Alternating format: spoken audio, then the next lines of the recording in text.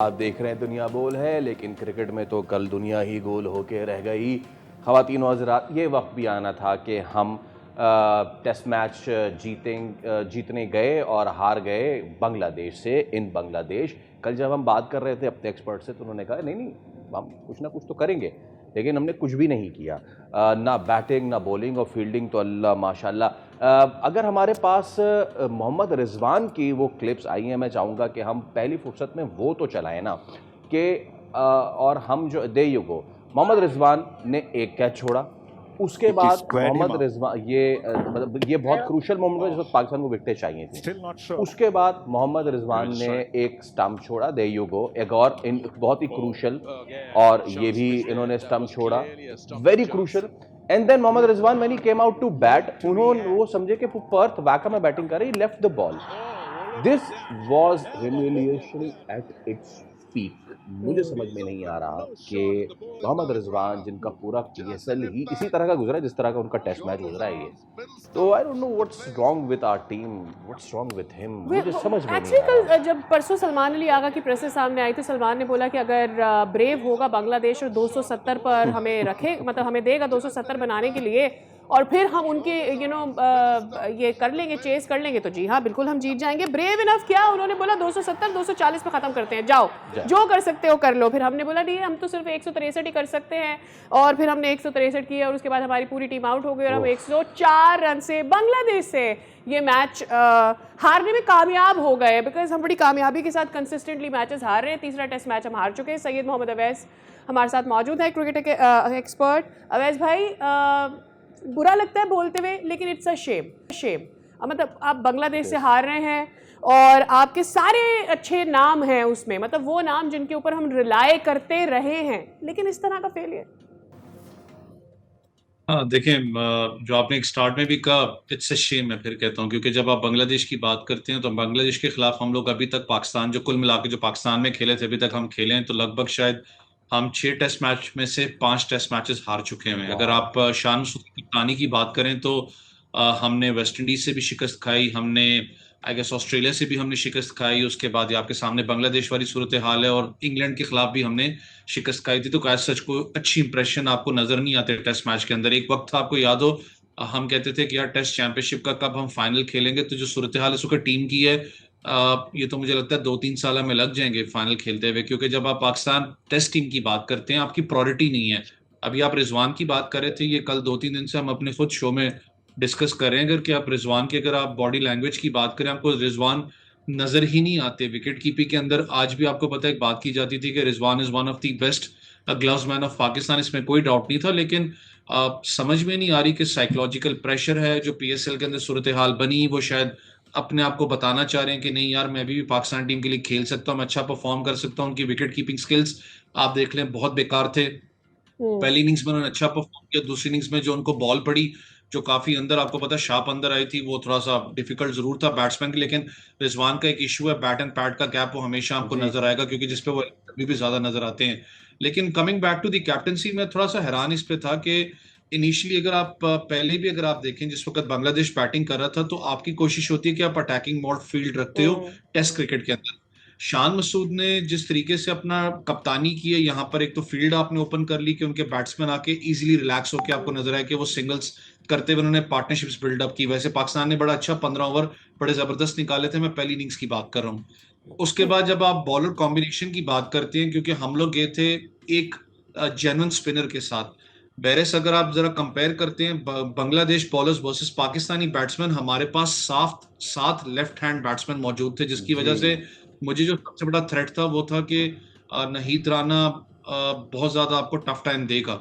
लेकिन शायद वो जो out of the syllabus Tanzid की बात करें, मेहदी की बात करें, वो यहाँ पर आगे तो पाकिस्तान के लिए कल भी आपको पता है, जिस वक्त नहीद राना सेकंड इनिंग्स के अंदर उन्हें लेफ्ट आर्मर्स को टफ टाइम दिया, बड़ी जबरदस्त उन्हें परफॉर्मेंस दिखाई है। तो ओवरऑल पाकिस्तान का ये मसला है। फिर अगर आप थोड़ा सा टेस्ट क्रिकेट की बात करते हैं, ये सवाल कल भी हम कर रहे थे कि मुझे समझ में नहीं आती कि आपके पास हुरैरा था, आपको याद हो उसने डबल 100 भी की, 2 इनिंग्स उसने खराब खेली, आपने उसको टेस्ट टीम से निकाल दिया।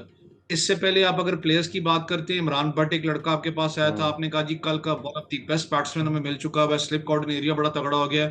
2 इनिंग्स खराब हुई, आपने उसको टेस्ट टीम से निकाल दिया। आप बहुत से ऐसे प्लेयर्स हैं, आबिद अली की आप बात कर लें, आबिद अली अच्छा, जब फिट आबिद हुए अली का वापस तो आए, वो काउंटी के मेरे अंदर ख्याल से परफॉर्म करते फिटनेस का आपने भी उनको आज तक वापस इशू टीम में रहा नहीं लिया। ऑलवेज भाई। ऐसे बहुत से प्लेयर हैं जिनको हमने जी जाया किया है। जी हमारा मसला ये है कि हम कंसिस्टेंटली टेस्ट क्रिकेट के अंदर हम ध्यान देना नहीं चाहते। आप यंगस्टर्स की बात करते हैं कि जी आपके पास देखें टेस्ट क्रिकेट है, आपको टेरवे क्विक चाहिए। आपके पास अली रजा मौजूद था, एक मूसा खान आपको याद है, एक जी फास्ट जी, बॉलर होता था जिसको ऑस्ट्रेलिया में आप डेब्यू किया उसके था। अंदर लेके आए। आपने उसको भी गायब किया, आप आज तक वो पता ही नहीं किधर है, बल्कि उसने भी हैट्रिक भी डोमेस्टिक के अंदर ली थी। मूसा की बात करें तो मुझे अभी भी याद है कि जितना फ्रीक्वेंटली वो लड़का परफॉर्म करा, उसने अपनी फिटनेस पे भी काम किया, लेकिन वो लड़कों को जब आप चांस नहीं दोगे तो वो क्या कोशिश करते हैं कि शॉर्टकट्स ढूंढते हैं कि अच्छा, यार अवैस T20 भाई, ज्यादा मॉडर्न अवैस भाई हुई है आप पाकिस्तान में, हम क्या मुझे T20 खेलते हैं। एक केयरफुल अंदाजा बता सकते हैं कि मूसा कितने पेस पे कर रहा होगा बॉलिंग? इस वक्त देखें, मूसा जिस वक्त पाकिस्तान टीम के लिए उसने डेब्यू किया था तब था 148 147 के करीब था। अभी अभी भी वो 145 146 को ओके, टच करता है। आई रेस्ट माय अगर आप केस। थोड़ा सा शाहीन डेटा शाह, एनालिसिस हाँ, के हिसाब से शाहीन निकालें तो शाह अफरीदी का मैक्स पेस क्या रहा है इस टेस्ट मैच में, ऐसे अंदाजन? 136, ओके, 136 सो 136 आपका जो मैक्सिमम पेस की बात कर सो रहा हूँ, देयर जो यू आपने गो, 136 और जो यस, स्कोर वन था, सो देयर मैं यू गो, शाहीन के स्लोर वन की बात कर रहा हूँ, it was 98 kilometre per hour. Right. मैं देखिए अब प्रॉब्लम एक ये चीज है, है कि नॉट डाउटिंग हिम, ही हाँ, has been one of a lethal fast bowler, सारी चीजें हैं, लेकिन मसला पता है क्या है, हम एक चीज अंडरस्टैंड किस सेंस में कह रहा हूँ कि शायद पाकिस्तान क्रिकेट बोर्ड और जो शाहीन शाह अफरीदी में जो एक गैप है ना, शायद हिचकिचाहट है बात करते हुए कि मेरी बॉडी इस वक्त जवाब नहीं दे रही टेस्ट क्रिकेट के लिए, मुझे काइंडली प्लीज आप 2 फॉर्मेट्स के लिए कर दें या मुझे सिर्फ एक फॉर्मेट के लिए रख लें, जो कि दुनिया में दूसरी टीम्स करती हैं। वर्कलोड मैनेजमेंट की बात कर रहा हूँ। हमारे यहाँ मसला है कि एक बॉलर इतना डरता है बात करते हुए कि उसको पता है, बॉलर क्या बैट्समैन डर जाता है, कप्तान डरता है कि यार मैंने बात की ना तो ये ना कि भाईजान हमें आंखें दिखा रहा है, इसको तो चलता बनो ना, दूसरा को लड़का ले आओ यहाँ पर। आप अपने तीनों फास्ट बॉलर्स को इस वक्त निकाल लें। अब्बास का एक फायदा क्या है, क्योंकि वो काउंटी भी खेलते हैं, लॉन्ग स्पेल्स भी करते हैं, जितनी उनकी कैपेसिटी है, जितनी पेस है, उनके साथ वो टफ टाइम दे रहे थे वो आपको नजर आ रहा है। हसन अली भी सेम इट इज है। शाहीन का एक इशू सबसे बड़ा ये है कि उनकी ड्रॉप आया है पीएसएल परफॉर्मेंस में। आप देख लें, ऐसा कप्तान, ऐसा वनडे के अंदर भी आपको नजर आता है कि उनका इशू है फिटनेस के अंदर। तो ये जो चीजें आई गेस पाकिस्तान को करनी पड़ेंगी, ठीक, क्योंकि आपने 5 टेस्ट मैचेस खेलने इंग्लैंड में जाके, अगर ये सूरत हाल है, खुदा ना खास्ता वहां पर आपका 4-0 या 3-0 होता है, तो ये तो बहुत बुरी सूरत हाल आपकी हो जाएगी फ्यूचर में। आप सही कह रहे हैं अवैस भाई। इफ आई रिमेम्बर, मेरे ख्याल में हारिस रऊफ ने टेस्ट खेलने से मना किया था और उसके बाद उसको सेंट्रल कॉन्ट्रैक्ट नहीं मिला था, वाज इट द केस?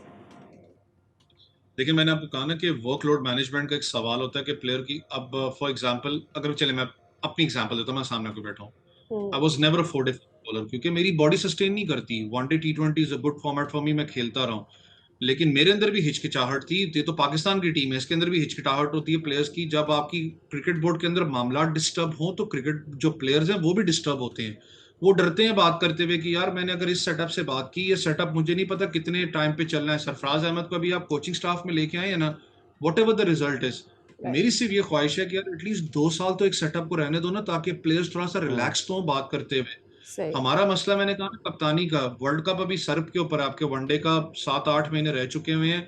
आप यकीन मान लें, 1 महीने पहले भी जो भी कप्तान होगा, आप उस कप्तान को पूछें कि वर्ल्ड कप में जा रहे हो, वो भी डर रहा होगा कि पता नहीं मैं वर्ल्ड कप में हूं तो छोड़, मैं टीम में हूं या नहीं हूं, क्योंकि आपकी इंस्टेबिलिटी कुछ ज्यादा है। इस वक्त बॉलिंग यूनिट की भी आप बात करें, it was a best chance कि आप अगर अपनी पेस बैटरी के अंदर अली रजा है, एहसान उल्लाह आपके पास सर, मौजूद है। एहसान उल्लाह, अली रजा को रखें सर एक तरफ, ये जो खुर्रम शहजाद हम लेकर गए हैं, ये हम वहां पे उसको ढाका की चमचम खिलाने लेके गए हैं, मतलब कि इस विकेट पे he would have prove to be lethal. बड़ा अच्छा विकेट था लेकिन उसको हमने नहीं खिलाया। बॉलिंग की तो हमने काफ़ी बात की। नाउ कमिंग टू बैटिंग, ये सारे ट्राइड, मुझे शान मसूद पे तो मतलब थोड़ा अफसोस है ही।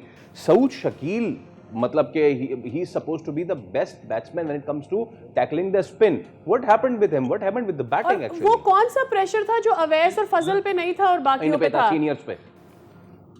देखिए, दिस इज कंफर्म कि अगर आप सेकंड टेस्ट मैच की बात करें तो फजल अपना अब्दुल्ला की बात करें या आप बात करें साउथ शकील की, इन दोनों की जगह पे बाबर आजम आएंगे, और मुझे जो फील होता है वो साउथ शकील की ही जगह है।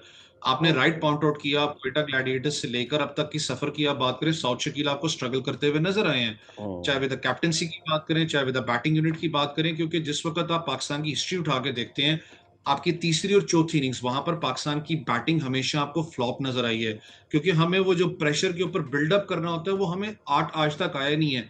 मसला क्या हुआ कि आपके लड़कों ने 1 महीना PSL खेला, लंबा सीजन, आपने बीच में ब्रेक नहीं लिया, आपने डायरेक्टली इनको उठा के डाल दिया टेस्ट क्रिकेट के अंदर। वो मोड ऑफ गेम को चेंज करते हुए आपको टाइम लगता है। अभी भी आप इनकी जी शॉट सिलेक्शंस देख लें, लड़कों की जो बॉल बाहर जा रहा है, जिसको टेस्ट क्रिकेट में आप लीव करते हो, आपके लड़के उसको उसको ट्रेस करने जा रहे हैं। दैट शोज कि अभी भी आपका जो मॉड गेम है T20 के अंदर है, आपका टेस्ट क्रिकेट में मॉड गेम नहीं अभी तक आया।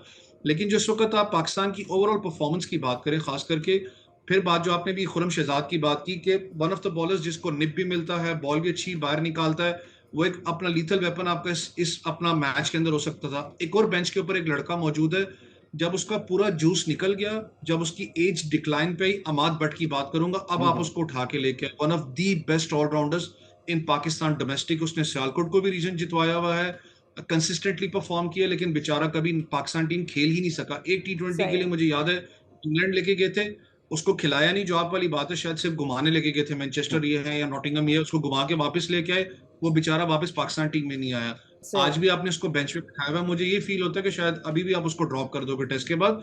तो देयर इज नो, फिर मैं कह रहा हूँ कि वो इंस्टेबिलिटी बहुत ज्यादा है पाकिस्तान टीम में, जिसको हमें ढूंढना पड़ना है हल। अगर नहीं करेंगे तो ये सूरत हाल ऐसी है कि वनडे वर्ल्ड कप में भी खुदा ना खास्ता जी आप और मैं बैठ के ये कलब करेंगे, भाईजान हुआ क्या टीम के साथ। ठीक है, बहुत शुक्रिया अवैस भाई आपके टाइम के लिए।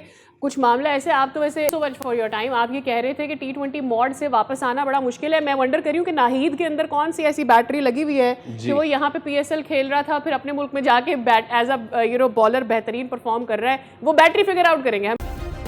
सब्सक्राइब करें और बेल दबाएं ताकि कोई खबर रह न जाए।